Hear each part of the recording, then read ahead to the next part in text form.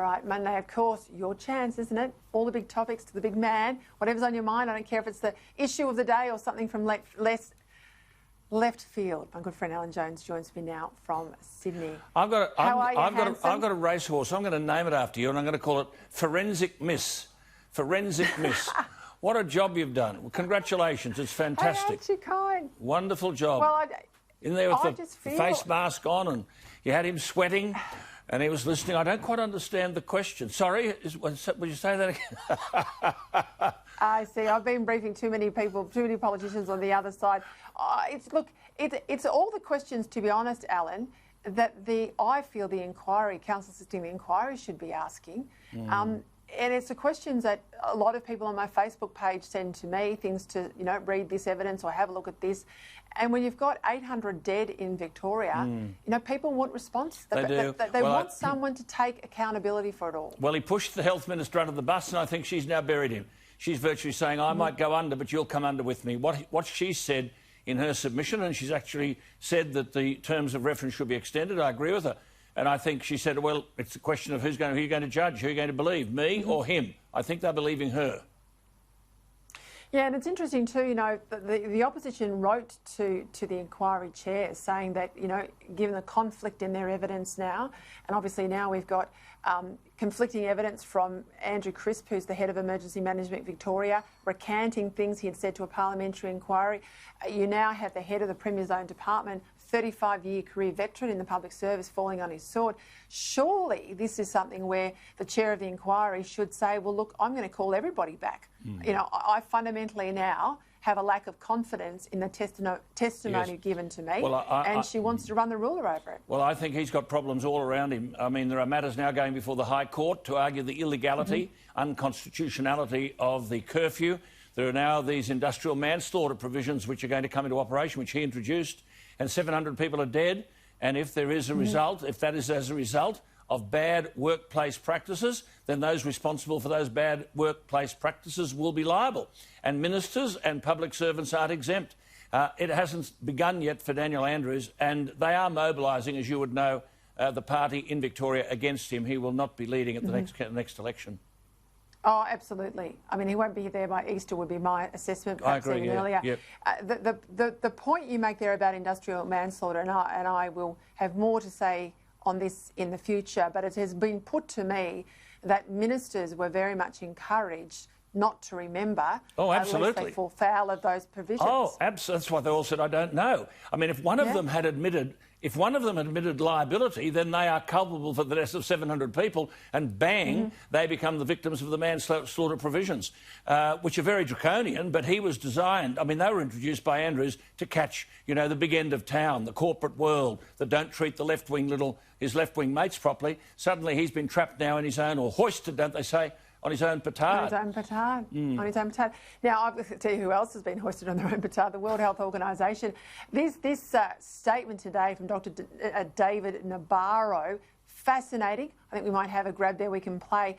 But basically saying using lockdowns as your primary control method for this virus is unconscionable, doesn't work. Now, you've been saying this from day one. Yes, quite. Well, look, the thing here, Peter, is that unfortunately, and I'm talking about Queensland in particular, you've got governments listening to people who don't have any epidemiological knowledge whatsoever. Now, I cited from day one international experts, and they're significant. The three of them are from Harvard, Oxford and Stanford universities, and they have said from day one that lockdown is the worst of all mechanisms and that the public, social, emotional and health consequences are dramatic. And now the World Health Organisation has joined that call, a little bit late, I might have thought, but I believe that petition that is now circulating has been signed by about 360,000 medical practitioners around the world. So, I mean, and if you have the curfew on one hand being challenged constitutionally here in the High Court, you've now got the World Health Organisation saying that lockdowns, and it's not just Daniel Andrews, as you know, Peter. I mean, if you're going to say to a hosting venue which conducts weddings or charities or whatever, and it's got 600 capacity and it can only have 100, firstly, I don't know where the numbers come from, but secondly, that's a lockdown of a form, of a kind. It is. And we've got to open the economy here, treat people as adults and say, look, you know what the risks are, which is the reason I was at the farm and your mum stays where she is because of our age. Others, get on with your life and let the productive Australia get on with theirs. We might have that grab now. Let's have a listen.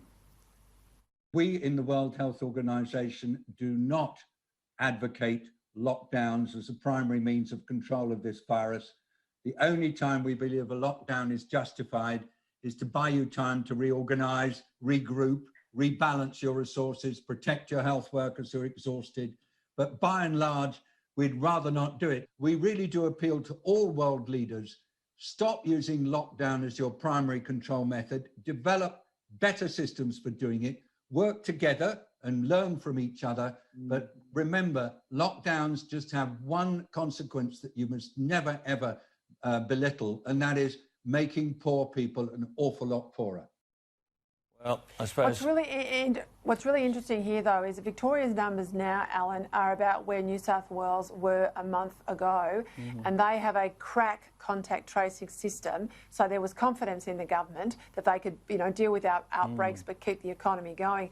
I think part of the reason why Victoria are not opening up is they have not remedied all the problems they have with contact tracing. And it was only a couple of months ago, it was operating with fax machines and bits of paper. Yeah, I think that is the problem that Andrews is not telling the truth about. But, if he wanted to get a few brownie points, he could say tomorrow, now look, I have listened to other world authorities, I note the WHO, and as a result, I've spoken to my colleagues, if he ever meets with Cabinet, which he doesn't, and that's what the former Health Minister said, this is a complete breakdown in Cabinet responsibility, there's been no discussion with anyone.